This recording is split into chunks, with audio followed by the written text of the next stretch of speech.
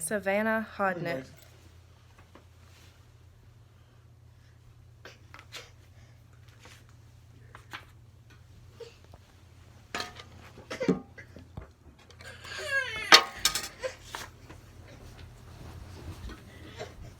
Florence Nightingale is a legend to the field of nursing. It's no surprise that she's been remembered for her contributions to the field. From her earliest dreams of becoming a nurse, the impacting changes she made to the health field, and how much of an inspiration she was to people, even after she was bedridden and passed away, are resounding revelations to the legacy she's left to the field of nursing.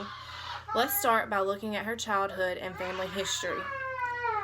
From the time she was a little girl, she's always been interested in ministering to the ill and poor. She was born into a wealthy family in Florence, Italy on May 12, 1820, where she got her name from.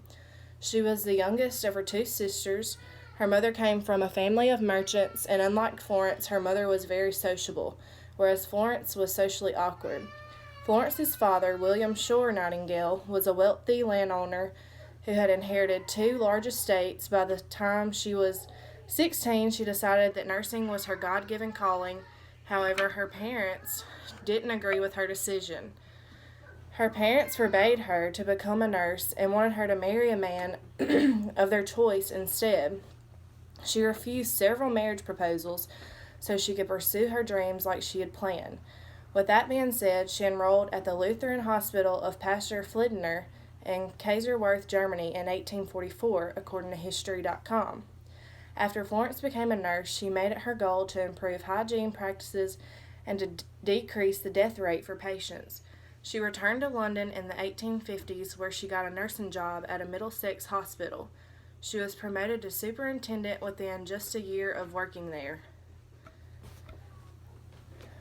While she was there, the hospital had a cholera outbreak, and because of the unsanitary conditions, it caused a widespread of diseases throughout the hospital. In October of 1851, Florence and her staff were sent to care for wounded soldiers at the Ottoman Empire during the Crimean War. The hospital had contaminated water, rodents, and patients had to lay on their excrement on stretchers throughout the hallways. Soldiers were dying from infectious diseases more than they were from being wounded. Nightingale quickly decided to scrub the whole entire place from top to bottom.